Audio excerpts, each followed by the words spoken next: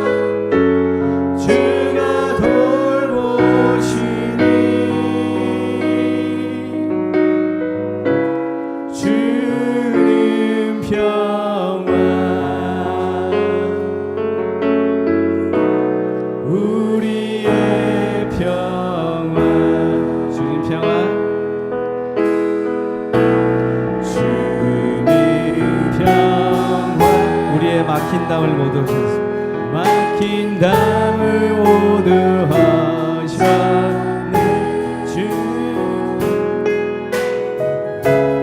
주님 평화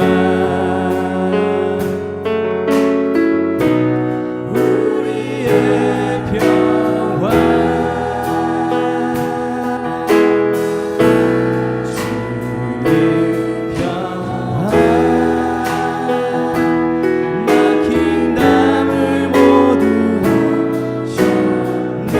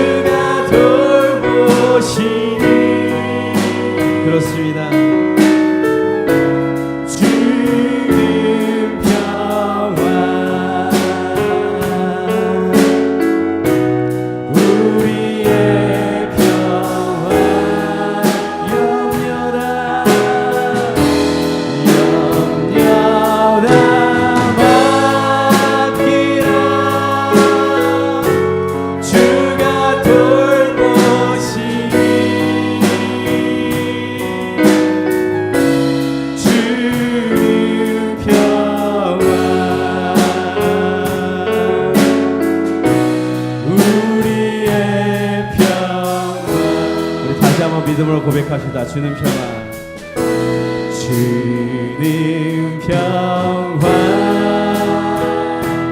막힌 담을 모두 허셨네 아멘 주는 평화 우리의 평화 주는 평화 주는 평화 막힌 담을 모두 허셨네 주는 평화 주는 평화 우리의 평화 염려다 맡겨라 염려다 맡기라 주가 돌보시니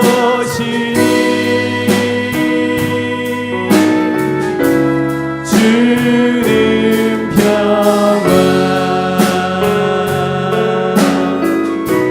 우리의 평화 염려다 맡겨라 염려다 맡기라 주가 돌보시니 주는 평화 우리의 평화 우리 시간 잠깐 기도합시다 우리 하나님 종료주일에 우리 하나님 앞에 기도하기 원하는 것은 예수 그리스도 십자가를 먼저 생각하고 기도합시다 십자가를 참으신 예수님을 기억합니다 우리는 그분이 우리와 함께 하실 줄 믿습니다 그래서 이 자리에 나와 있는 것 아니겠습니까? 우리가 그 어떠한 상황도 환경에 이끌려가지 않고 예수 그리스도 그분만 바라볼 수 있게 해달라고 이 시간만큼은 다는 아니지만 십자가만 정말 바라볼 수 있게 해달라고 다른 거 다 내려놓고 오직 예수님만 생각할 수 있게 해달라고 그렇게 기도합시다 그분이 우리의 평안이십니다 우리의 막힌 담을 넣으셨고 우리를 위해서 그 십자가를 당당하게 정말 참으시고 지셨습니다 그분만 바라볼 수 있게 해달라고 우리 이 시간 잠깐 기도하겠습니다 기도하겠습니다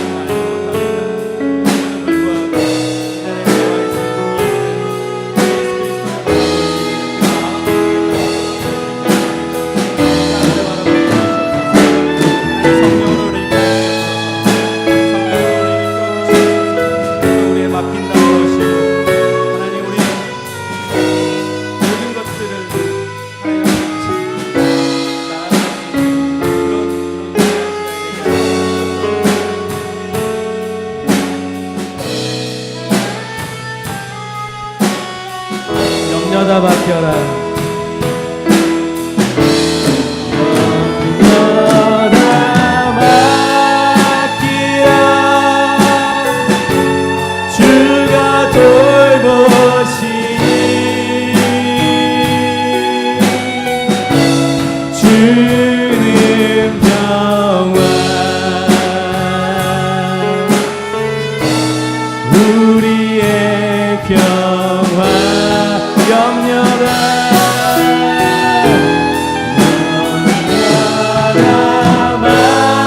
맡기라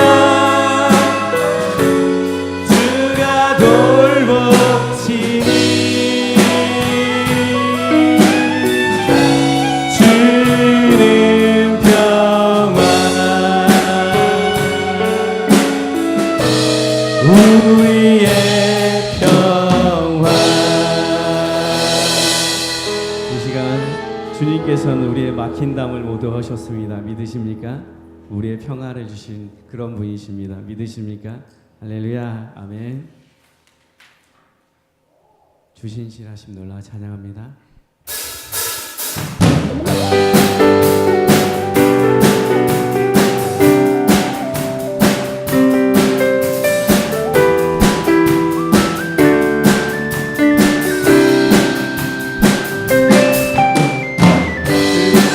주신실하심 놀라운 아멘. 죄인의 마음 흔드네. 자비의 물가로 인도하시. 그 무엇도 끊지 못해. 주여 기억하소서. 주 백성 자녀들 신실한 주님의 양. 주여 기억하소서. 주여 기억하소서. 주 백성 자녀들 신실한 주님의 약속. 아멘. 주님의 은혜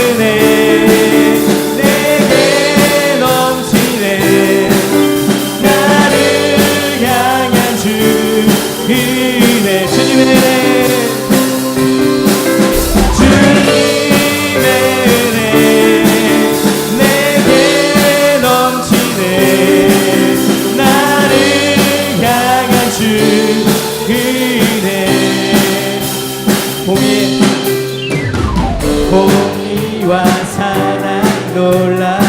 약한 자 들어쓰시네. 아멘. 구원의 노래로 인도하시. 만 백성 함께 찬양. 아멘. 주여 기억하소서. 주 백성 자녀들 신실한 주님의 약속. 주여 기억하소서. 주여 기억하소서. 주 백성 자녀들 신실한 주님의 약속.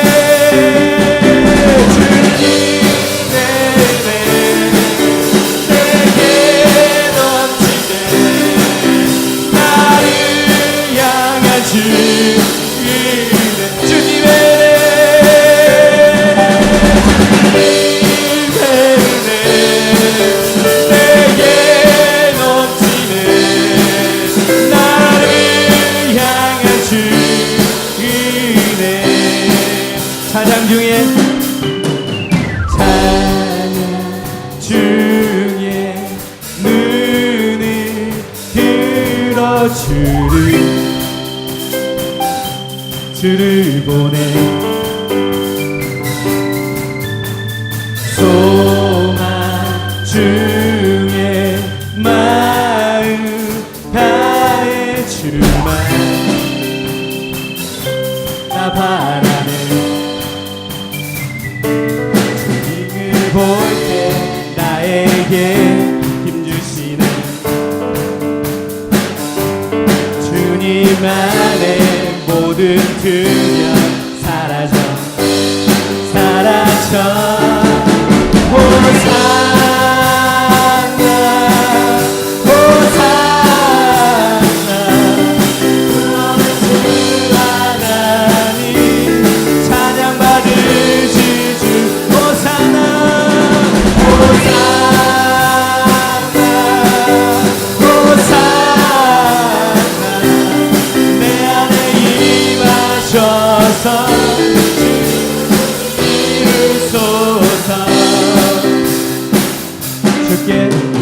주께 드린 마음 담기도 들으소서. 아멘. 주의 나라 상한 영혼들을 새롭게 해. 볼 때 나에게 힘 주시네. 주님 안에 모든 두려움 사라져 호산나 호산나 구원의 주 하나님 찬양 받으신 호산나 호산나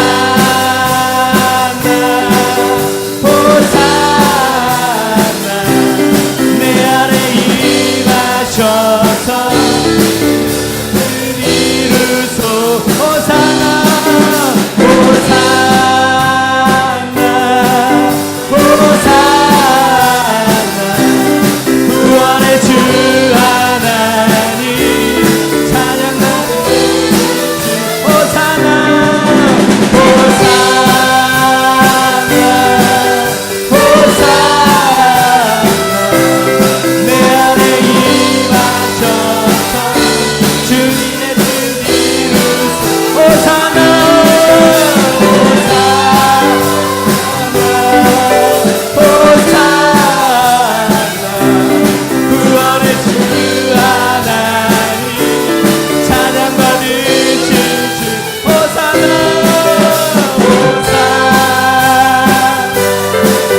호산나 내 안에 임하셔서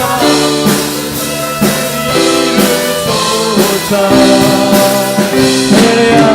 아멘. 우리 안에 임하셔서 주님의 뜻 이루어 주시옵소서. 할렐루야. 아멘. 우리 이 시간 예수의 이름을 높이기 원합니다. 수많은 무리들이 줄지어서 그분을 보기 위해 따랐지만 평범한 목수이신 그분 앞에 모두 무릎 꿇어 경배하는 그런 귀한 시간이 되길 원합니다. 이 찬양 드립시다.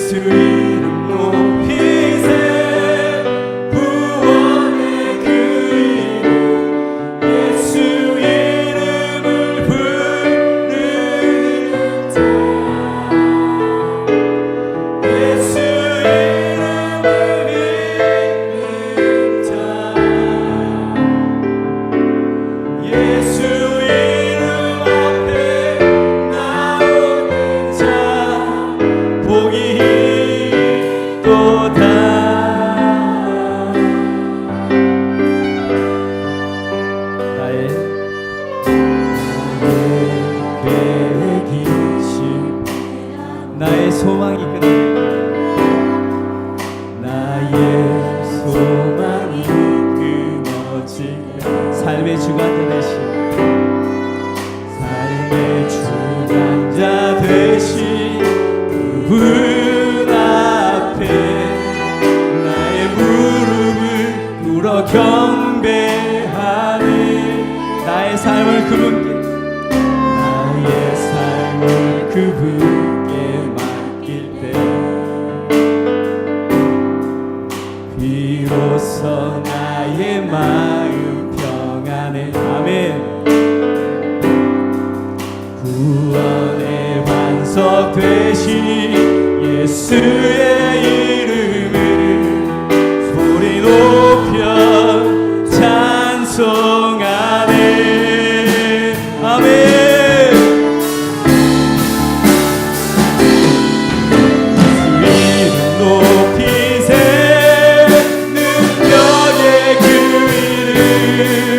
예수 이름 높이세.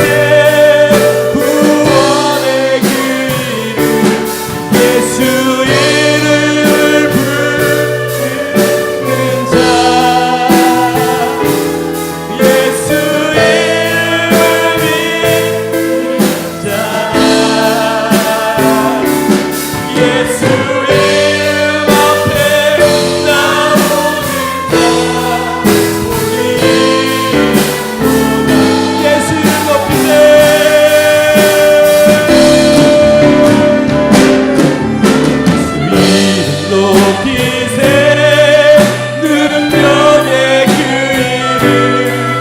예수 이름 높이세. 구원의 그 이름 예수 이름을 부르는 자 예수 이름을 믿는 자 예수 이름 앞에 나오는 자 복이 예수 이름 높이세.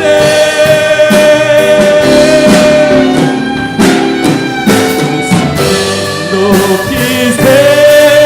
능력의 그 이름 예수 이름 높이세. 구원의 그 이름 예수 이름을 부르는 자 예수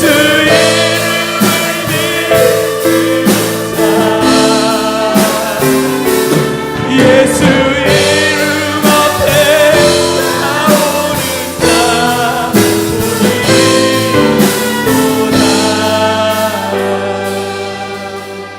우리 이 시간 예배를 위해서 기도합니다. 예수 이름을 부르는 자, 그 이름을 믿는 자, 그 이름 앞에 나온 자에게 복이 있다고 하였습니다. 이 시간 이 자리에 나오신 분들 믿음으로 하나님 앞에 기도하십시오.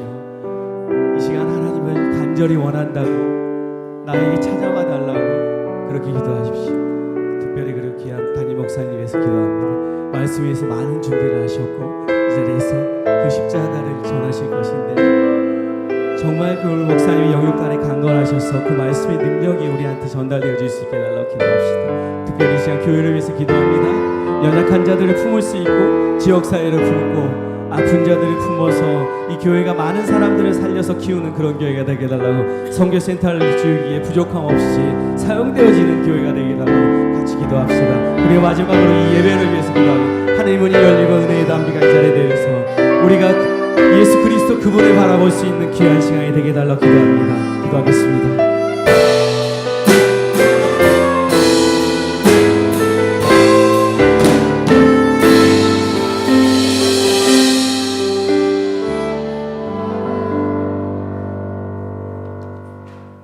날마다 우리의 삶에 은혜와 평강을 주시고 찬양할 수 있음을 감사드립니다.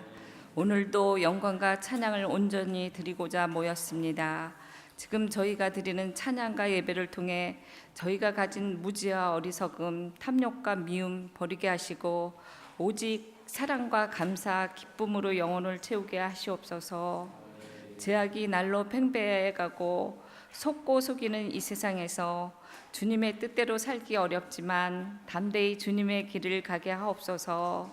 이 민족이 더욱더 주님을 경외함으로 악에서 떠나게 하옵소서. 이 땅의 불의가 사라지며 거짓이 사라지게 하옵시고 공의와 진실이 통하게 하옵소서. 다가오는 4월에는 굶주림 속에서 핵무기로 버티던 북한의 독재자가 협상의 테이블로 나옵니다. 주님 부디 그들이 좋은 만남과 좋은 결과로 이끌어 주시옵소서. 힘들어하는 북녘 땅 동포들을 기억하여 주님의 은혜를 함께 나누게 하여 주옵소서. 늘 어려운 사람을 위하여 기도하며 가장 낮은 자세로 주님의 사랑을 전하는 참 그리스도인이 되게 하여 주시옵소서. 이 시간 말씀을 전해주시는 담임 목사님에게 성령의 은혜를 내려주시어 주님의 권능과 권세의 입술이 되게 하시고 선포되는 말씀마다 새로운 희망의 축복으로 화답하게 하여 주시옵소서. 말씀을 전하시는 목사님의 영육을 붙잡아 주시옵소서.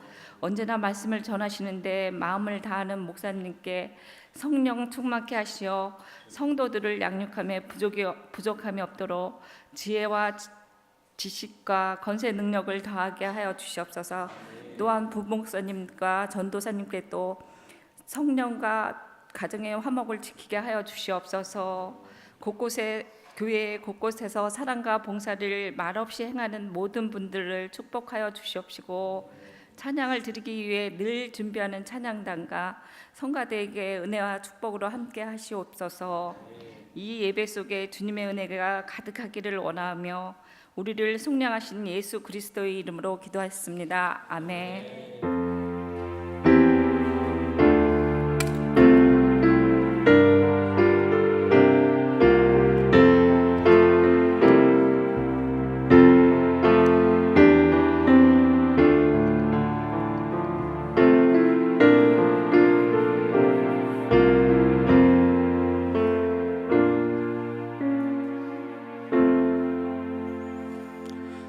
오늘 우리에게 주신 하나님의 말씀은 요한복음 19장 30절 말씀입니다. 다 함께 일어나셔서 합독하도록 하겠습니다. 예수께서 신 포도주를 받으신 후에 이르시되 다 이루었다 하시고 머리를 숙이니 영혼이 떠나가시니라. 아멘. 이 시간 샤론 성관에 나오셔서 찬양과 함께 준비하신 예물을 하나님께 올려드리도록 하겠습니다.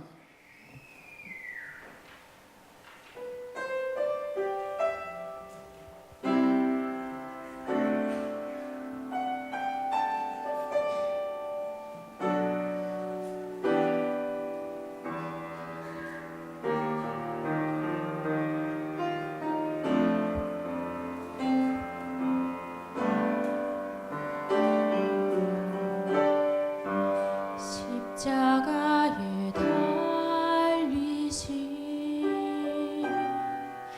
주의 사랑 감사해.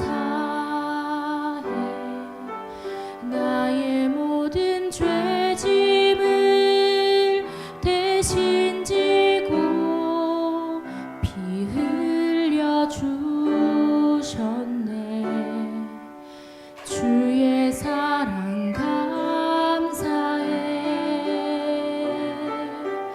손과 발에 못 박아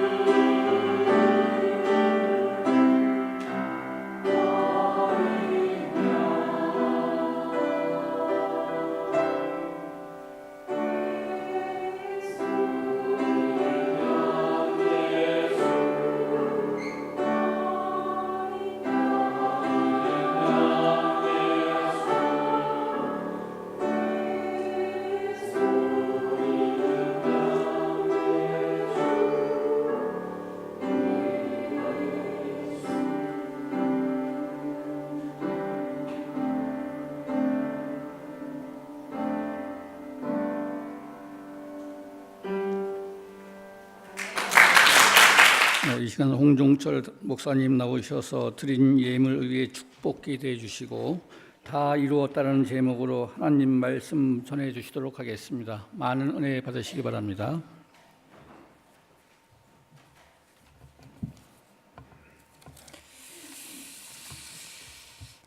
요즘엔 제가 되게 자주 듣고 자주 부르는 찬양이 있습니다. 집에서도 있을 때 항상 틀어놓고, 그리고 또한 이제 차를 타고 가더라도 항상 듣는 찬양 대표적인 곡들이 한 몇 곡이 있는데, 그것이 바로 천번을 불러봐도, 또 십자가의 전달자 오직 예수뿐이네, 그리고 은혜 아니면, 바로 그런 찬양들을 계속 매일 듣고 또 매일 이렇게 부르고 있습니다. 오늘 성가대 특송 딱 듣는 순간 아주 제가 지금까지 성가대 노래 들은 거 중에 제일 잘하셨어요. 아주 제가 원래 이게 끝날 때 부분이 되게 중요한데 이렇게 적은 이론 가지고 이것을 소화해냈다라는 게 정말 대단하다라는 생각이 들었는데, 뭐 여러분들은 어떻게 들으셨는지 모르겠지만 저희 집안이 음악가 집안이다 보니까 전문적인 소견에서 말씀드리면 정말 잘하셨어요. 너무 잘하셨고, 정말 예수님 십자가에 대해서 한번 생각하게 되는 정말 차분한 마음을 들게 하는 그런 찬양이었습니다. 다시 한번 감사드리고, 요즘에는 되게 많이 생각하는 것은 정말 예수님밖에 해답이 없다라는 생각들 되게 많이 합니다. 오직 예수 이름을 높여드리고 정말 예수님 한 분으로 만족하는 우리 새한교회 성도들이 되시기를 주님으로 축원합니다. 우리 수고한 우리 찬양팀들 위해서 우리 함께 하나님께 박수 영광 올려드리도록 하겠습니다. 고맙습니다. 기도 제목 내신 분들 것만 제가 받들겠습니다. 하나님 감사합니다. 삶의 모습 속에서 주님의 모습을 담게 하옵소서. 우리 최규현 노순영 부부, 예수님의 고난과 다시 부활하심을 제가 믿나이다. 할렐루야. 우리 박수만 아니자 부부, 온유가 무사히 태어나게 해주셔서 감사합니다. 평생을 예수님의 오냠을 닮아가는 귀한 아들 되게 하여 주옵소서. 유연순 권사님, 혜진이 민지 여행 잘 다녀올 수 있도록 주님 동행하여 주옵소서. 우리 김순복 집사님, 부활의 주님을 믿습니다. 믿음과 소망을 드립니다. 역사해 주옵소서. 우리 김명옥 권사님, 내 마음의 소원대로 허락하시고 내 모든 계획을 이루어 주시기를 원하노라. 아멘. 제 소원 제 모든 계획 하나님의 뜻 가운데서 행해지게 하여 주옵소서. 감사합니다. 우리 김진희 청년, 한 주간도 함께 하신 감사드립니다. 우리 최철이 최수신 부부, 많은 분들이 기도해 주셔서 잘 치료받고 회복되고 있습니다. 하나님 감사합니다. 우리 공은경 어머님 되시는 김금자분 헌금 드리셨습니다. 신방감성금 우리 우정자매 드렸습니다. 드린 예물에서 기도하겠습니다. 사랑의 아버지 하나님, 이 시간도 우리 성도들 기도하는 마음으로 정성스럽게 준비한 예물을 하나님께 올려드립니다. 많은 물질은 아니지만 그래도 저희들의 마음을 담아드리오니 이 예물을 기쁘게 받아 주옵시고 수많은 영혼들을 살리는 데 귀히 쓰이는 물질이 되게 하여 주옵소서. 이 시간 믿음으로 드리는 감사 예물이 있습니다. 어려운 가운데서도 10의 1주를 드린 손길들이 있습니다. 또한 여러 모양으로 드린 예물들이 있사오니 모든 물질들 위에 복의 복을 더하여 주셔서 하는 일마다 잘되게 하여 주옵시고 늘 감사의 조건이 넘치도록 은혜 베풀어 주옵소서.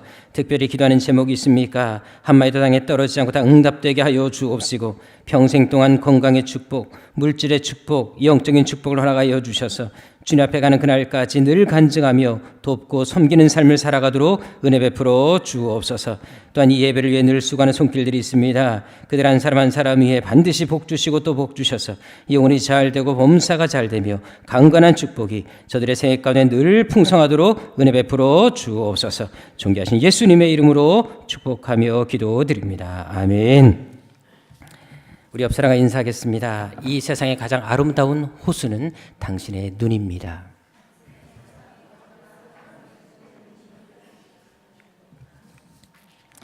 전혀 인정하기 싫은 표정을 짓고들 계시는데 인생 그렇게 사시면 안 됩니다. 우리 한 번 더 인사하겠습니다. 이 세상의 가장 아름다운 음악은 당신의 목소리입니다. 그냥 그저 웃지요. 이제 그러면서 서로 마주 보시는데 저랑 함께 또 인사하도록 하겠습니다. 하나님은 여러분들 향한 놀라운 계획을 가지고 계십니다. 아멘. 감사합니다. 제가 전에 우리 청년 목장들에게 읽혔던 도서 중에 하나가 그 청년 바보의사라는 책이었습니다. 아마 여러분들이 너무나 잘 알고 있는 책이고 이미 베스트셀러가 됐던 책이기도 합니다. 바로 안수현이라는 청년 의사에 대한 이야기입니다. 그 책을 보게 되면 33살의 정말 짧은 나이에 정말 짧은 인생을 살다 간 그 청년 의사 이야기가 실려 있는데 그 사람이 보여준 모습이 얼마나 감동스러웠는지 그 책을 읽는 내내 때로는 눈물을 훔치기도 했고 때로는 많은 사람들이 감동받고 그 고백을 하는 것을 들어보았습니다. 그것을 보면서 느낀 것이 뭔지 아십니까? 인생을 얼마나 사느냐가 중요한 것이 아니라 어떻게 사느냐가 중요하다는 사실을 다시 한번 실감하게 됐던 시간이기도 했습니다. 비록 33살의 짧은 나이를 살다 간 청년이었지만 그 사람이 보여준 삶의 모습은 정말 수많은 사람들, 심지어 믿지 않는 사람들까지도 그의 크리스찬의 그 아름다운 모습에 감동받은 것을 볼 수가 있었습니다. 그것은 예수님도 마찬가지입니다. 예수님도 오래 살진 않으셨습니다. 너무나 짧게 살다 가셨습니다. 공생에는 채 3년 반밖에 되지 않으셨습니다. 그럼에도 불구하고 그분이 끼친 영향력은 온 세계 곳곳에 있지 않습니까? 다시 말해서 예수님 역시 우리가 이 땅을 살아가면서 얼마나 오래 살았느냐, 얼마나 많은 일들을 해 놓았느냐는 것보다도 어떻게 살았느냐가 중요하다는 사실을 보여주셨다는 것입니다. 그래서 오늘 본문을 통해서도 찾아볼 수가 있습니다. 오늘 본문 말씀은 예수님께서 십자가 위에서 하셨던 7마디 말씀 중에 하나입니다. 바로 가상 7원 중에 하나라는 것입니다. 사실 이번 주가 이제 고난 주간의 시작이 됩니다. 그리고 우리가 한 주간 특별 심야 기도회를 드리게 될 것입니다. 그래서 이번 주에는 제가 특별히 가상 7원에 대해서 여러분들과 함께 은혜를 나눌 생각을 가지고 있습니다. 그런데 이 십자가 위에서 하셨던 말씀이 왜 중요하겠습니까? 우리가 아는 것처럼 사복음서는 예수님의 생애를 기록하고 있는 책입니다. 그런데 사복음서가 모두 더하면 몇 장일까요? 마태복음은 28장입니다. 마가복음은 16장까지 있습니다. 누가복음 24장까지 있고요. 요한복음 21장까지 있습니다. 자, 그러면 사복음서를 다 더하게 되면 모두 총 몇 장? 89장입니다. 자, 근데 그 89장 중에 예수님이 탄생부터 공생 이전까지 30살 이전까지의 기록이 89장 중에 몇 장이나 기록되어 있겠습니까? 놀랍게도 4장에 불과합니다. 그리고 3년 반의 생애가 무려 85장이나 기록된 것을 볼 수가 있습니다. 결국 예수님의 전체 생에서 가장 중요했던 시간은 30년까지 삶이 아니라 3년 반의 시간이었다는 것을 증거해 주는 것입니다. 그런데 그 3년 반 중에서도 더 놀라운 것이 있습니다. 그 많은 3년 반의 시간들을 계산해 보게 되면 한 곳에 집중해서 성경 사복음서가 기록된 것을 볼 수가 있습니다. 다시 말해서 예수님의 생애 3년 반 중에 단 11일 정도밖에 되지 않은 그 기간을 무려 85장 중에 27장이라 기록하는 것을 볼 수가 있습니다. 그만큼 27장의 생애가 예수님에겐 가장 중요했다는 것입니다. 단 한 주간밖에 되지 않는 그 시간이 예수님에겐 되게 중요했다는 것입니다. 근데 그 시간이 바로 그 내용이 어떤 것인 줄 아십니까? 바로 예수님의 순환, 십자가, 부활 사건입니다. 다시 말해서 공생의 전체 중에 3분의 1에 해당하는 그 일주일의 시간이 예수님의 생에서 가장 중요했는데 그것이 바로 예수님의 순환 이후의 사건이라는 것입니다. 그래서 여러분 예수님의 십자가 중요합니다. 자, 예수님께서 십자가 위에서 하셨던 7가지 말씀이 무엇일까요? 누가복음 23장 34절의 말씀에 나와 있는 것처럼 아버지여 저들의 죄를 사하여 주옵소서. 이것이 예수님의 첫 번째 말씀이셨습니다. 그리고 두 번째 말씀이 뭐였습니까? 누가복음 23장 43절에 나와 있는데 바로 강도에게 했던 말씀, 네가 오늘 나와 함께 낙원에 있을 것이다 라고 했던 말씀이 바로 두 번째 말씀입니다. 세 번째 말씀이 무엇입니까? 요한복음 19장 26절 27절에 나와 있는 것처럼 예수님께서 어머니 마리아에게 어머님 보시옵소서 내가 아들입니다. 그리고 제자 요한에게 보라 내 어머니라 하면서 어머니를 부탁했던 말씀이 세 번째 말씀입니다. 그리고 네 번째 말씀은 무엇일까요? 마태복음 21장 46절에 나와 있는 것처럼 엘리 엘리 라마 사박다니 어찌하여 나를 버리셨나이까, 이 말씀이 바로 다음 말씀입니다. 그리고 요한복음 19장 28절에 다음의 말씀이 나옵니다. 내가 목마르다라는 말씀이 그 다음 말씀입니다.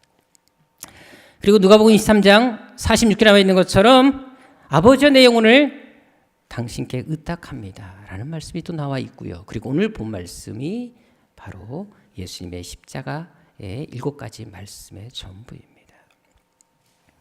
자, 그런데 다른 말씀들은 그래도 나름대로 이어가 갈 수가 있습니다. 자, 그런데 오늘 본 말씀 뭔가 이해하지 또 받아들이기 어려운 부분이 있다는 사실을 발견하게 됩니다. 왜일까요? 원래 다 이뤘다는 말은 언제 어느 상에서 하는 말입니까? 계획한 것을 다 끝냈을 때, 대단한 결과가 주어졌을 때, 특별한 업적을 이루었을 때 내가 다 이루었다라는 말을 할 수가 있습니다. 자, 하지만 지금 예수님의 상태는 어떤 상태였습니까? 대단한 성공을 거둔 상태였습니까? 특별하게 여러분들 부러움의 대상이 될 만한 그런 상에 놓여 있으셨습니까? 안타깝게도 예수님은 지금 십자가라는 무시무시한 비참한 형틀에서 지금 죽어가고 있는 상태였습니다. 그런 상태에 있는 분이 어떻게 내가 다 이뤘다라는 말씀을 하실 수가 있었을까요? 여러분이 잘 아는 대로 십자가 형틀은 바로 페르시아에서 시작된 사형 형법이었습니다. 형틀이었습니다. 근데 원래 페르시아에서 이 십자가 형틀을 만들게 된 이유가 있었습니다. 당시 페르시아는 땅을 되게 거룩하게 여겼습니다. 그래서 만약에 죄를 지은 악인을 땅에 묻게 되면 땅이 더럽혀진다라고 생각을 했습니다. 그래서 이 땅을 더럽히지 않게 하기 위해서 나무에 매단 상태로 죽여버린 것이 바로 십자가 형틀이었습니다. 그래서 독수리와 까마귀떼들이 와서 그 시체를 먹어버리게 만드는 것, 가장 저주스러운 형벌을 만드는 것이 바로 페르시아의 십자가 형법이었습니다. 근데 로마 시대 때 이 로마가 이 형벌을 받아들인 것입니다. 그래서 국가를 반역하는 국가 반역죄인들이나 그리고 극악무도한 강도들, 살인범들에게 이 십자가 형벌을 적용시켰습니다. 자, 그런데 예수님은 지금 보시다시피 어떻게 돌아가고 계십니까? 양옆에 강도와 함께 못이 박혔습니다. 이것은 다분히 의도적이었던 것입니다. 바로 예수님을 동일하게 그렇게 강도처럼 취급하겠다, 이것을 보여준 것입니다. 다시 말해서 예수님은 정말 어떻게 보면 세상적인 관점에서는 실패자로서 비참한 상태로 지금 죽어가고 있었다라는 것입니다. 죄인 중에 한 사람으로, 그것도 극악무도한 죄인처럼 죽어가고 있었다라는 사실. 그런데 어떻게 다 이뤘다고 할 수가 있겠습니까? 더구나 예수님의 제자들은 당시 어떤 상태에 있었습니까? 그렇게 3년 반 동안 열심히 가르친 제자들, 먹이고 가르치시고 수많은 기적을 보여주셨던 그 제자들이 지금 어떤 상태에 있었나요? 마가복음 14장 71절에 보게 되면 수제자였던 베드로가 예수님을 면전에서 부인하고 저주하고 배반하는 것을 볼 수가 있습니다. 더구나 마가복음 14장 10절에 보십시오. 어떤 사건이 나옵니까? 가룟 유다가 어떻게 보면 가장 신임해서 돈을 맡겼던 그 가룟 유다가 예수를 팔아버리고 말았습니다. 마가복음 14장 50절에 보게 되면 나머지 제자들은 그래도 조금가 달라지면 좋겠지만 그들 역시도 다 예수를 버리고 도망하는 것을 볼 수가 있습니다. 3년 반 동안 가르친 제자들이 열심히 품에 끼고 알려줬고 품에 품고 사랑했던 그 제자들이 하나도 예수님 곁에 남아있지 않고 다 도망가 버리는 너무나 비참한 버림받은 예수님 모습을 볼 수 있다는 것입니다. 한마디로 이루어놓으신 것이 아무도 없었습니다. 게다가 지금 예수님의 십자가에 못 박혔을 때 돌아가시는 나이가 몇 살이었습니까? 33살이었습니다. 원래 이스라엘 사람들은 30세부터 공적인 일을 남자들은 시작을 합니다. 그런데 시작하자마자 가장 꽃다운 나이에 황금기에 꿈도 제대로 펴보지 못하고 3년 만에 죽어버리고 말았습니다. 그런데 어떻게 다 이루었다라고 말할 수가 있는 것이겠습니까? 예수님은 결혼도 못했습니다. 연애 한번 제대로 하지 못했습니다. 근데 어떻게 그걸 성공이라고 다 이뤘다라고 말할 수가 있는 것이겠습니까? 물론 요즘에는 예전처럼 막 사람들이 막 결혼하려고 그렇게 발버둥 치지는 않습니다. 제가 이제 통계청에 보니까 1인 가구당 이제 독신율이 30%를 넘어섰다라는 기록을, 자료를 볼 수가 있었습니다. 그만큼 여러분들 결혼 생활이 녹록하지 않다라는 사실들을 많이 보여주고 있는 것이죠. 한 인터넷 블로그에도 보니까 한 부부가 이야기가 좀 실렸던데요. 이제 부부가 이제 살면서 이제 많이 가정일 때문에, 집안일 때문에 좀 힘들었나 봅니다. 그래서 이제 하루는 아내가 남편을 불러서 우리 집안일도 함께 나눠서 하자. 왜냐하면 나도 돈 벌고 당신도 돈 벌고 서로 힘든데 이제는 서로 균등하게 집안일 같이 되지 않겠냐라고 했다 그래요. 근데 같이 이제 서로 합의를 보고 있는데 남편은 자꾸 쉬운 일만 골라서 하더라는 거예요. 그래서 짜증이 난 아내가 당신은 왜 쉬운 것만 하려고 하냐고 한 소리 했더니 남편 하는 말이, 나는 가장 어려운 일을 하고 있잖아. 그러더니 뭔데? 난 너랑 살고 있잖아 라고 하더랍니다. 결혼 생활이 그렇게 녹록하지는 않습니다. 그래서 요즘은 결혼을 해도 후회하고 하지 않아도 후회한다는 말을 하지 않습니까? 하지만 예수님 시대 때는 달랐습니다. 예수님 시대 때는 결혼을 못하거나 후사를 남기지 못하고 죽는 것은 저주스러운 일이었고요, 수치스러운 일이었습니다. 자, 그런데 지금 예수님은 결혼도 못했습니다. 후사도 남기지 않은 상태에서 30대 초반의 나이에 요절해서 죽는 것입니다. 그런데 어떻게 다 이루었다라고 말할 수가 있습니까? 게다가 예수님이 받은 재판을 보십시오.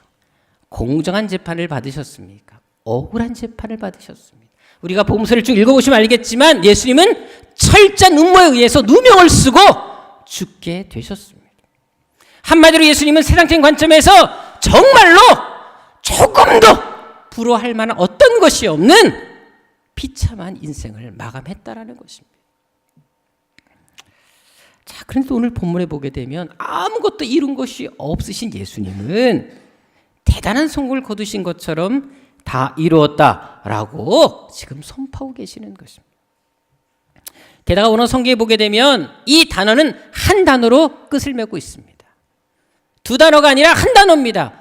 완전히 성취했다는 뜻입니다. 그것도 완료시로 나와 있습니다. 예수님은 확실하게 나는 모든 것을 다 끝냈다, 너무 자신 있게 말씀하고 있는 것을 볼 수가 있습니다. 그렇다면 왜 그런 말씀하실 수 있었을까요? 이 저주스러운 십자가 위에서 어떻게 그런 고백을 할 수가 있었던 것이겠습니까? 예수님은 지금의 상황을 보지 않으셨기 때문에 그렇습니다. 지금 당하고 있는 고통, 배반의 상처를 생각하시기보다 오히려 이 절망되어 있을 영광과 승리를 바라보셨기 때문에 이런 고백이 가능했다라는 것입니다. 실제로 예수님이 십자가 지기 전에 하신 말씀을 주목해 보실 필요가 있습니다. 마태복음 17장 23절에 보게 되면 예수님이 십자가 지시기 전에 이미 제자들에게 당신이 어떻게 죽을 것에 대해서 말씀하는 것을 볼 수 있습니다. 그때 제자들은 어떻게 반응합니까? 매우 근심하는 것을 볼 수가 있습니다. 그런데 마태복음 26장 32절에 보게 되면 정작 십자가에 달릴 예수님은 이 십자가의 고난으로 끝나지 않을 것이다. 반드시 내가 부활할 것이다. 내가 살아난 이후에 너희보다 먼저 갈릴리라는 곳으로 갈 것이다 라고 말씀하시면서 부활의 승리를, 부활의 영광을 내다보셨음을 알 수가 있습니다. 다시 말해서 예수님은 십자가라는 절망의 상 앞에서도 십자가만을 바라본 것이 아니라 십자가 뒤에 있을 영광, 소망을 바라보셨다라는 것입니다. 영국 런던에 가게 되면 K미술관이라는 곳이 있습니다. 거기에 가게 되면요, 조지 프레드릭 와츠라는 사람이 그린 소망이라는 그 작품이 있습니다. 제 홈페이지도 이 작품이 올라가 있고 제가 종종 사람들에게 이 작품을 소개하기도 합니다. 한번 사진으로 이 그림을 보도록 하겠습니다. 바로 이 그림입니다. 아마 보신 분들도 꽤 계실 것입니다. 자, 근데 이 그림을 보게 되면 독특한 곳을 발견할 수가 있습니다. 한 여인이 눈을 가린 채 앞을 보지 못하는 상태에서 하프를 가지고 붙잡고 있습니다.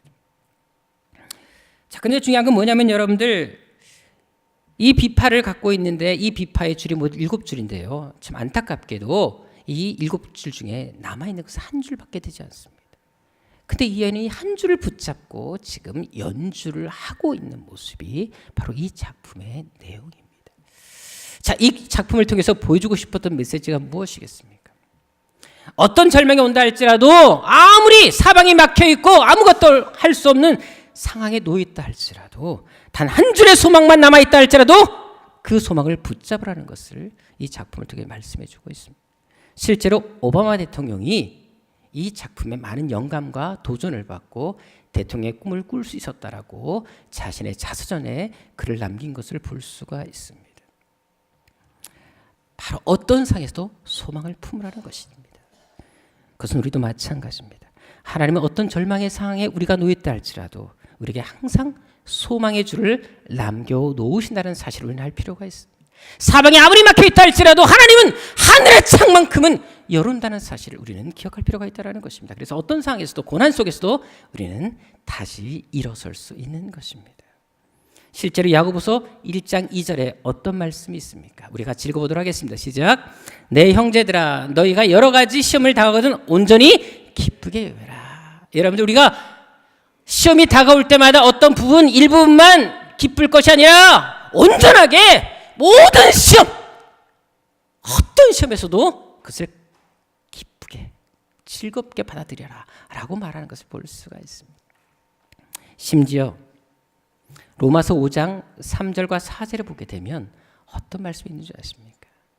우리가 환난 중에도 어떻게 한다? 즐거워한다.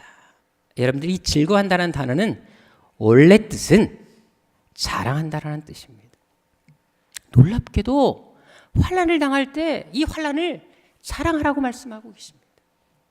생각해 보십시오. 내가 교통사고를 당했습니다. 근데 교통사고를 자랑하라고 말합니다. 내가 지금 병들었어요. 근데 병든 것을 자랑하러 말을 합니다.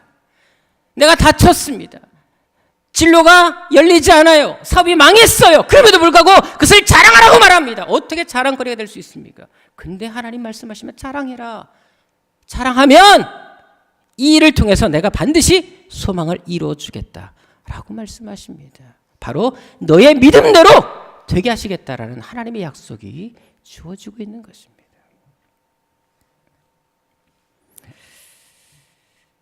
결국 성경 말씀은 환난은 우리에게 환난으로 끝내지 않을 것을 약속하신 것입니다. 이 환난대에 있을 반드시 하나님의 영광과 승리와 소망이 있음을 우리에게 약속하셨다라는 것입니다. 사실 전에 제가 이제 무전여행을 했을 때 제가 처음 무전여행을 했을 때였는데요. 이제 한 13년 하고 나니까 이제 요령도 알고 해서 뭐 차 잡는 요령도 밥 얻어먹는 요령도 되게 많이 터득했습니다만 처음에는 아무것도 모르고 그냥 무작정 무전여행을 처음 시도한 적이 있었는데요. 그때 정동진에서 하룻밤 잠을 자고 포항까지 그냥 하루에 이동하는 코스였습니다. 우리가 보통 이렇게 무전여행을 하다 보면 밥도 다 얻어 먹어야 되고요. 차도 얻어 타야 되기 때문에 일체 돈 한 푼 쓸 수가 없습니다. 그냥 다 무조건 얻어 타서 히치하이킹해서 얻어 타가지고 가야 되는 건데 보통 한 지역으로 움직일 때 많이 탈 때 19번까지 차를 탄 적이 있고 심지어 어떤 팀은 23번까지 탄 적이 있습니다. 근데 반드시 우리가 이동하기 위해서는 해가 지면 차를 얻어 탈 수가 없기 때문에 해 지기 전에 목표 지정에 도착을 해야 됩니다. 근데 제가 이제 함께 학생들 2명을 데리고 우리가 팀이 한 3명씩 한 팀이 되어서 이제 이동하게 되는데 정동진에서 이제 포항까지 저랑 2 학생들과 함께 차를 타고 이동하게 됐습니다. 근데 처음에 한 차는 탔어요. 그래서 조금 이동했습니다. 근데 여러분 알다시피 정동진에서 포항까지는 하여튼 얼마나 먼 거리입니까? 근데 놀랍게도 점심이 지났고 점점점 시간이 지나가는데도 불구하고 차를 도무지 잡지 못했어요. 보통 우리가 이렇게 차를 잡지 못하면 함께 기도합니다. 하나님 차를 보내주십시오라고 기도하는데 놀랍게도 이미 5시가 돼가고 어둑어둑 이제 해가 질 무렵이 된데도 불구하고 도무지 차를 잡지 못했습니다. 이미 다른 팀들은 연락을 해보니까 거의 다 도착을 했는데 저랑 함께는 우리 학생 2명만 차를 잡지 못하고 있었습니다. 막막했습니다. 총 주관하고 총 인도자인 제가 먼저 도착해야 되는데 그러지 못하니까 정말 쉽지가 않더라고요. 그렇다고 돈을 쓸 수 없는 상황이었고 차를 열심히 잡으면 오는 차들은 대부분 개인 택시들입니다. 근데 우리가 돈을 낼 수 없으니까 그냥 가시고 하는데 그래서 학생들 둘과 함께 길거리에 서가지고 우리 다시 한번 뜨겁게 기도해보자 하나님 차를 보내주십시오. 이제 조금만 더 늦어도 못 갑니다. 하나님 도와주십시오. 너무나 막막했거든요. 간절히 기도했습니다. 하나님께서 우리를 이끌어 주실 거다. 우리 함께 믿고 기도하자. 간절히 기도했습니다. 근데 기도 중간에 빵빵하는 소리가 들렸어요. 보니까 개인 택시가 와서 또 빵빵하는 거예요. 그러면서 개인 택시가 하는 말이 뭔지 아십니까? 우리를 계속 지켜보고 있었대요. 왜 그러고 있냐 물어보더라고요. 그래서 사실 이런 저런 해서 포항까지 가야 되는데 우리가 지금 돈을 쓸 수 없고 무전역이다 보니까 돈도 없고 그래서 차를 잡기 위해서 기다리고 있었습니다. 그랬는데 뒤에 여자 한 분이 타고 계셨어요. 근데 그분이 그 얘기를 하더라고요. 저분들 아무래도 차를 못 잡고 있는데 어디 가는지 물어보고 자기와 거리가 같은 곳이면 태워주면 어떻겠습니까? 내가 돈을 낼 테니까라고 했다라는 거예요. 자, 거기가 강원도였습니다. 포항까지 여러분 개인 택시 타고 가는 아주 아가씨도 대단한 여자지만 그 일이 쉽겠습니까? 근데 놀랍게도 그분이 목적지가 우리가 가는 포항이었습니다. 그래서 강원도에서 한 방에 그냥 개인 택시 공짜로 타가지고 목표 도착지까지 한 번에 간 적이 있었습니다. 어떻게 보면 여러분들 차를 놓친 것이 우리에겐 은혜고 하나님께서 한 방에 보내시기 위해서 우리에게 그런 시간들을 주셨다는 사실을 그때 확실히 알게 됐습니다. 그것은 우리도 마찬가지입니다. 우리에게 조금 힘든 일이 생길 수가 있습니다. 때로는 해결되지 않는 답답한 일이 우리 앞에 놓일 수가 있습니다. 하지만 슬퍼하거나 힘들어하지 마시라는 것이 오히려 그럴수록 즐기라는 것입니다. 자랑하라는 것입니다. 왜? 우리의 고백대로 우리의 믿음대로 하나님께서 반드시 이 상황들을 역전시켜 주실 것이기 때문에 우리는 어떤 상황에서도 절망할 필요가 없다라는 것입니다. 오늘 본문의 예수님도 마찬가지였습니다. 그래서 아셨기 때문에 확신하셨기 때문에 그분은 이 절망의 상황에서도 내가 다 이루었다. 반드시 하나님께서 이루어 주실 것이다 라고 믿음으로 선포할 수 있었던 것입니다.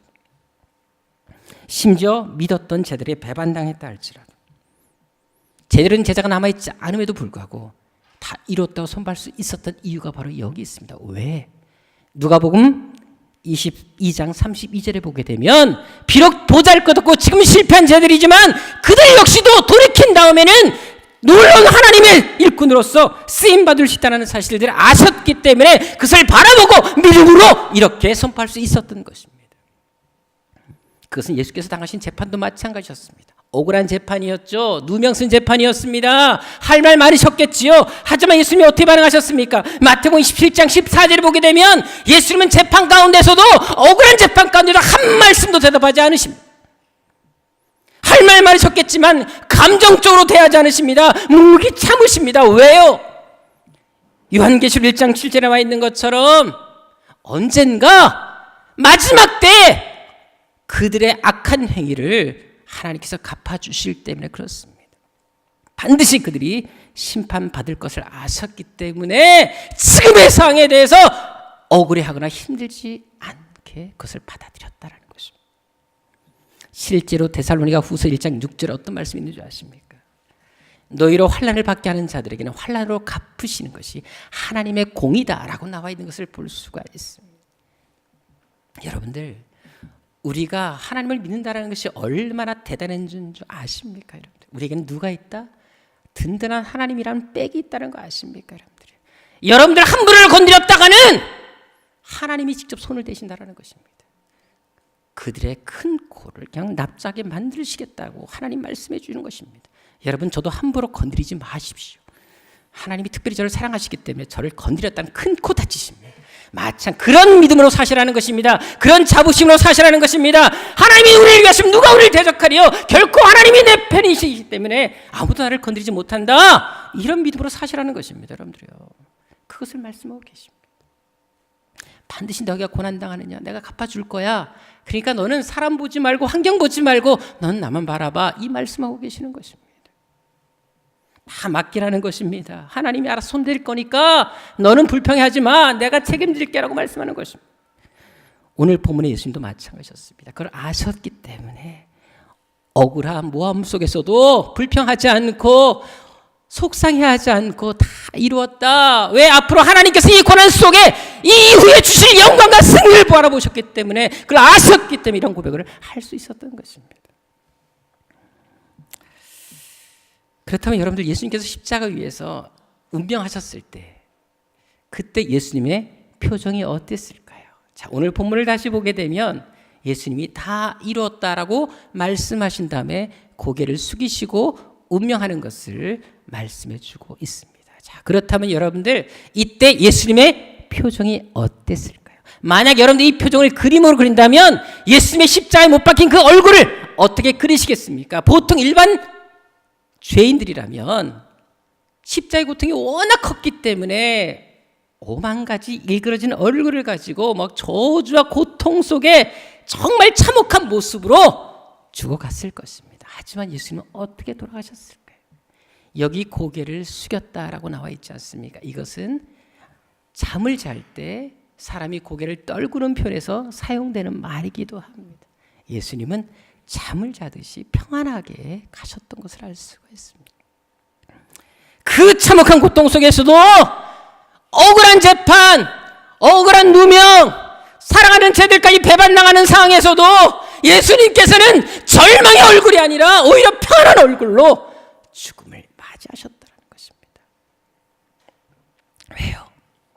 세상의 관점에서는 젊은 나이에 요절하는 것 같고 억울하게 누명을 쓰고 사람들에게 배반당하고 죽는 정말 비참한 죽음이었지만 신앙의 관점에서는 그것이 오히려 실패가 아니라 영광이었기 때문에 승리를 가져올 것이기 때문에 그것을 기쁨으로 받아들일 수 있었던 것입니다. 지금의 고난은 장차 다가올 영광과 좋게 비교할 수 없기 때문에 예수님은 그것을 바라보고 믿음으로 선포하면서 기꺼이 아름다운 모습으로 죽음을 맞이할 수 있었던 것입니다. 그것은 우리도 마찬가지입니다. 우리가 지금 가고 있는 이 길이 고난의 길일 수 있습니다. 상황이 달라지지 않고 환경이 나아지지 않는 예수를 열심히 믿음에도 불구하고 내 삶에 어떻게 보면 어려움들이 놓여 있을 수 있다는 것입니다. 겪고 있는 상황이 절망의 상황일 수 있다는 것입니다. 하지만 그럼에도 불구하고 오히려 예수님처럼 고난을 즐기는 사람들이 되십시오. 하나님이 나와 함께 하잖아. 하나님께서 나에게 승리를 주실 것이잖아. 이런 믿음을 가지고 어려움 속에서 오히려 믿음의 선포를 통해 하나님께서 함께 하시는 믿고 감사할 수 있는 그런 생각의 성도들이 되시라는 것입니다. 왜 하나님 때가 됐을 때 우리의 믿음의 고백대로 반드시 우리 인생을 역전시켜 주시고 환경을 바꿔주실 하나님이기 때문에 그렇다는 사실입니다. 실제로 예수님이 십자가 죽음 이후에 어떤 결과가 주어졌습니까? 자, 죽음이 실패로 끝나고 말았나요? 자, 빌립보서 2장 8절 말씀 함께 보도록 하겠습니다. 자, 예수님은 틀림없이 십자가에 못 박혀 죽으셨습니다.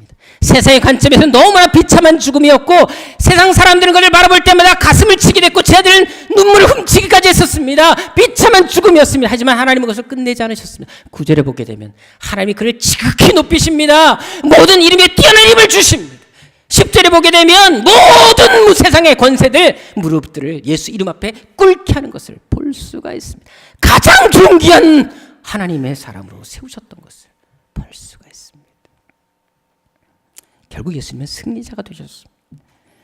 예수님이 믿음으로 바라보셨던 그 믿음대로 그분의 삶이 영광과 승리를 가져온 것을 찾아볼 수가 있습니다. 그뿐만이 아닙니다.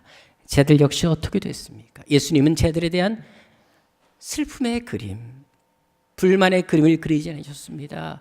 다 자기를 버리고 도망갔음에도 불구하고 너희들은 돌아올 거야. 그 믿음을 가지고 끝까지 사랑으로 품으셨습니다. 그런데 중요한 건 그들이 실제로 어떻게 됐습니까? 십자가 앞에서는 도망갔지만 나중에 망할 다락방에서는 그들이 회개하고 돌이킨 다음에 어떤 역사를 감당합니까? 여러분, 기독교 역사의 시작은 사도행전부터 시작됩니다. 근데 사도행전 역사를 다 보십시오. 수많은 기적들, 얼마나 많은 역사들이 나타납니까? 근데 그 역사의 주인공들이 누구였습니까? 바로 제자들이었습니다. 별 볼 일 없고 촌부들이었고 아무 능력 없던 그들이 세계를 변화시키는 온 땅까지 이런 증인되어지는 세상을 변화시키는 주역들이 됐다는 사실입니다.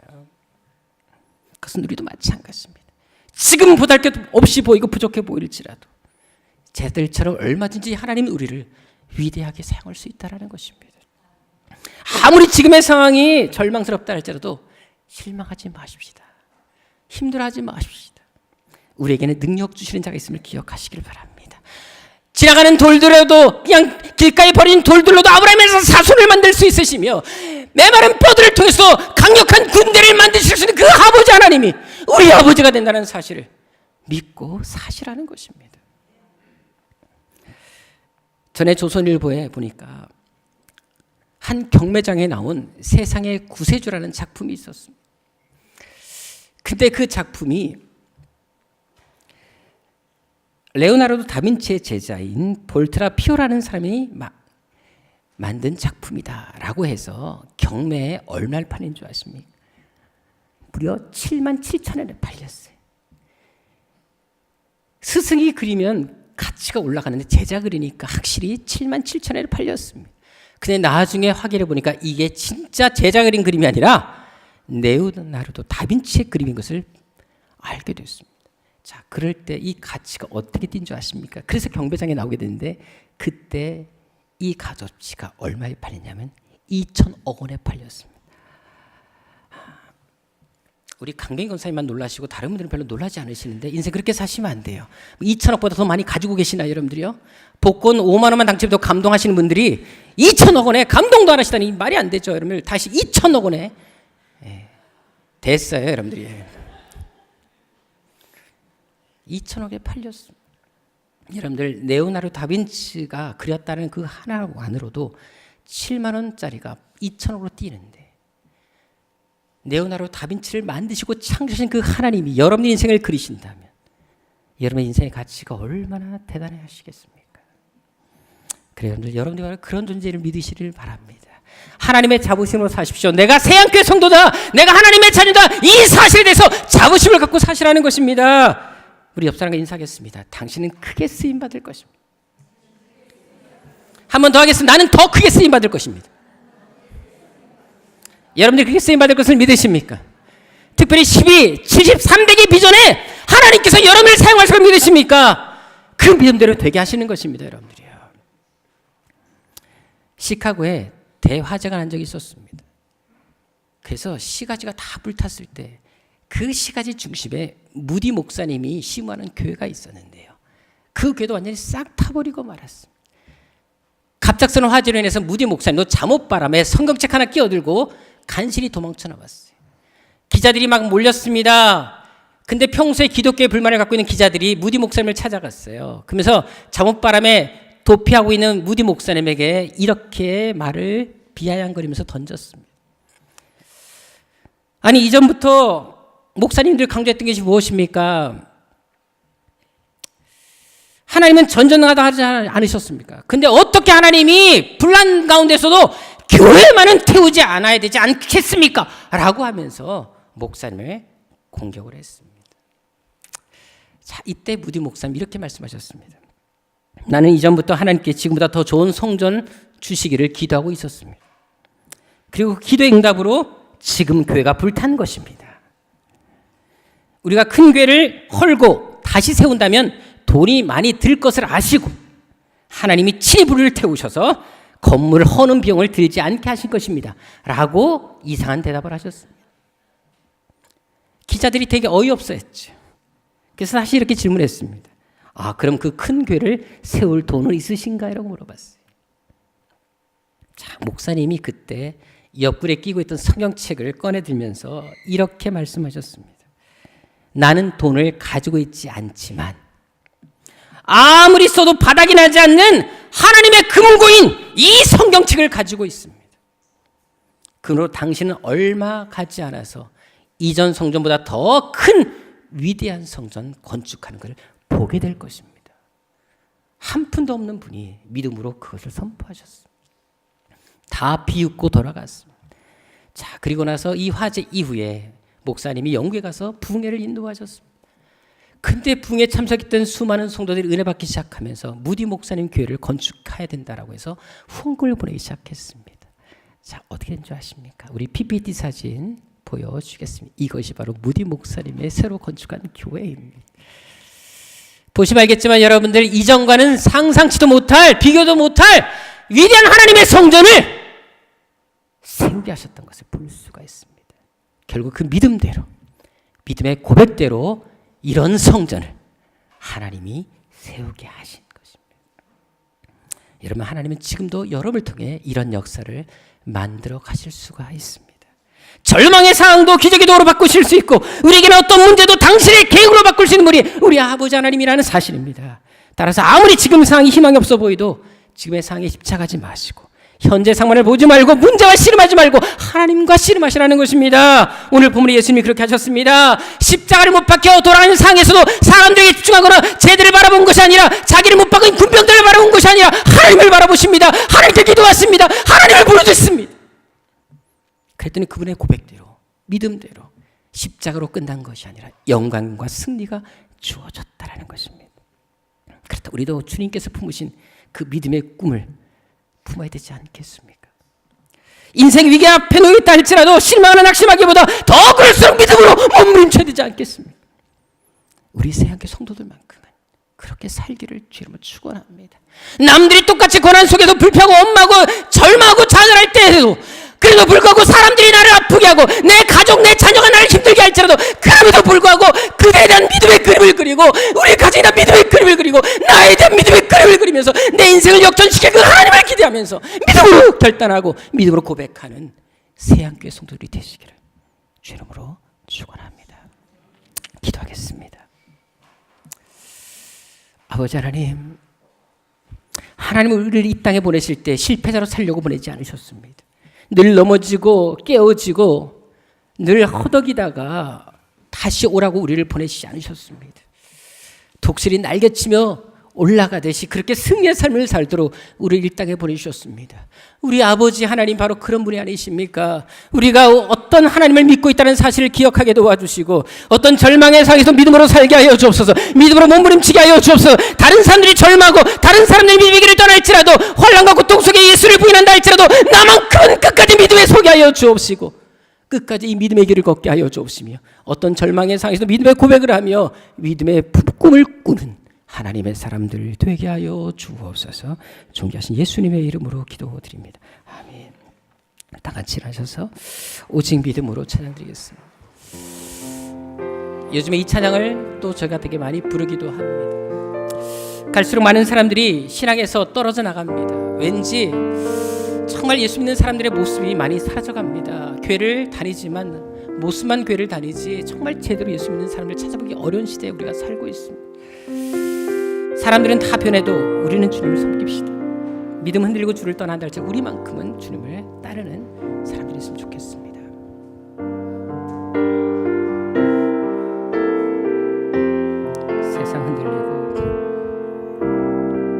세상 흔들리고 사람들은 변하여도 나는 주를 섬기리. 주님의 사랑은 영원히 변하지 않네. 나는 주를 신뢰. 믿음 흔들리고 사람들 주를 떠나도 나는 주를 섬기리. 주님의 나라는 영원히 쇠하지 않네. 나는 우리 한 번 더 하겠습니다. 믿음 흔들리고 사람들 주를 떠난다 할지라도 믿음 흔들린다 할지라도 믿음 흔들리고 사람들 주를 떠나도 나는 주를 섬기리. 주님의 나라는 영원히 쇠하지 않네. 나는 주를 신뢰. 오직 믿음으로 내가 살기를 원합니다. 오직 믿음으로 살기를 원합니다. 오직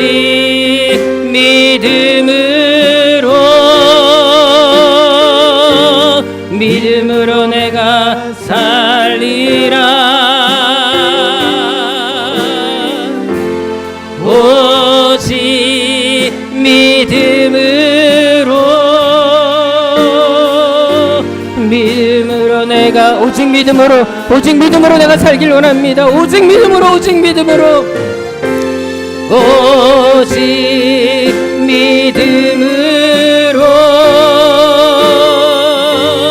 믿음으로 내가 살리라.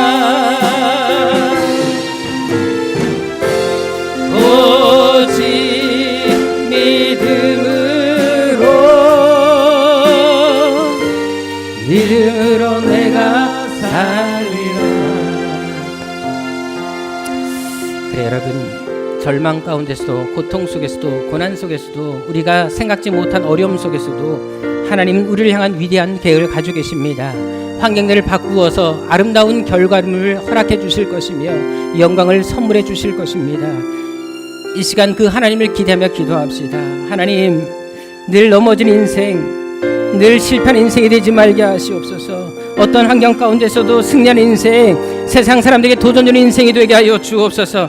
인생의 풍파와 낙심과 절망 속에서도 고난을 넘어 반드시 영광을 채우실 하나님을 기대하며 끝까지 믿음의 자리에 서게 하여 주옵소서. 세상 유혹에 쉽게 넘어지고 쓰러진 인생이 되지 말게 하여 주옵시고, 예수님처럼 믿음과의 고백을 통하여 승리의 삶을 살아가는 저희들 되게 하여 주옵소서. 지금의 상황을 보지 말게 하여 주옵소서. 현재 상황을 넘어서 고통까지도 영광을 채우실 하나님을 기대하며 기도하게 하여 주옵소서. 나도 예수님처럼 또 쟤들처럼 망하의 나락방에서 새로운 꿈을 꿨던 쟤들처럼 나도 세상에서 영향 끼치는 삶, 하나님 앞에 영광 돌리는 삶 되게 하여 주옵소서. 이 시간 우리 간절한 마음으로 조sem을 외치고 기도하도록 하겠습니다. 주여, 주여, 주여. 아버지 하나님, 믿음으로 살게 하여 주옵소서. 오직 믿음으로 살게 하여 주옵소서. 하나님 붙들며 살게 하여 주옵소서. 아버지 하나님, 인생의 어떤 고난과 풍파 위기가 온다 할지라도 하나님께서 우리 편임을 기억하게 도와주시고 반드시 우리의 삶을 채우실 하나님을 기대하며 끝까지 믿음의 자리에 서는 저희들의 삶이 되게 하여 주옵소서. 반드시 하나님께서 우리 사랑하는 성도들을 통하여 놀라운 기적이 있을 줄 믿습니다. 특별히 아버지 하나님, 우리 사랑하는 성도들의 가정 가운데, 삶 가운데 아버지 하나님의 기적과 역사로 채우실 것을 믿습니다. 아버지 하나님, 믿음으로 선포하게 하옵소서. 믿음으로 고백하게 하여 주옵소서. 반드시 일하실 하나님께서 기대하며 끝까지 우리가 믿음에 서는 삶이 되게 하여 주옵소서. 그래서 예수님처럼 다 이뤘다고 고백할 수 있는 하나님의 사람들, 믿음의 사람들 되게 하여 주옵소서. 반드시 하나님께서 우리 세안교회 성도들을 통하여 이 일들을 이루어 주옵시고 우리 가정, 우리 인생의 역전 드라마가 펼쳐질 수 있도록 인도하여 주옵소서. 이 시간 우리 교회에서 기도하도록 하겠습니다. 하나님이 세우신 이 교회가 이 한 해 동안, 2018년 동안 놀라운 역사, 기적이 이루어지게 하여 주시고 보여지게 하여 주옵소서.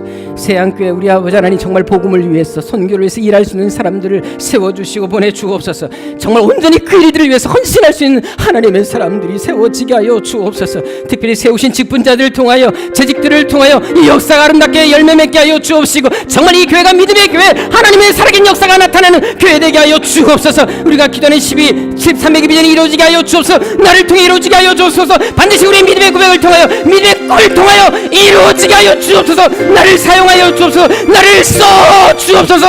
우리 교회를 써 주옵소서. 우리 간절한 마음으로 주여 수면 외치고 기도하도록 하겠습니다. 주여, 주여, 주여.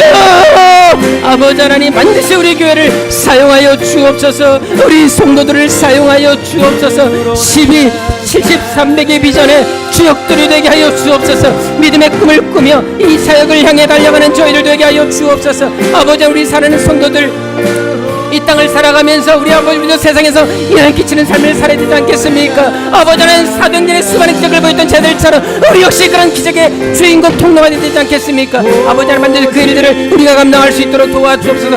우리를 사용하여 주옵소서. 우리를 써 주옵소서. 반드시 하나님께서 우리 살아가는 세안교회를 통하여 이 일들을 이루어 주옵시고 아버지는 복음과 선교를 위해서 헌신할 수 있는 하나님의 사람들이 언제리 세워져갈 수 있도록 우리 아버지 하나님, 말씀의 사람, 기도의 사람, 믿음의 사람들이 세워지는 역사가 아버지 한 해 동안 충만하게 이루어지게 도와주옵소서.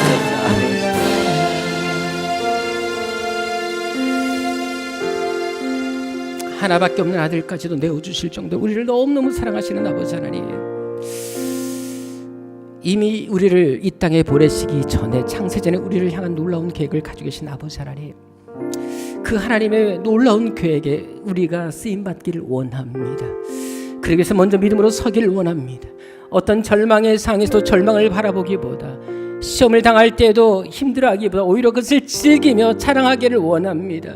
아버지 하나님, 예수님이 십자가 위에서 그 처절한 고통 속에서도 인간에게 배반당하시고 억울한 재판을 당하겠음에도 불구하고 다 이루었다고 믿음으로 선포했던 것처럼 우리 역시 하나님께서 하실 것들을 기대하며 내 삶의 역사실 하나님의 역사를 기대하며 다 이뤘다 선포할 수 있는 믿음의 사람들이 되게 하여 주옵소서. 그래서 우리 세안교회 성도를 통하여 12, 300의 비전도 이루어져 가며 우리 가정이 회복되어지고 우리 직장이 회복되어지며 우리 삶에 회복되는 역사가 있게 하여 주옵소서.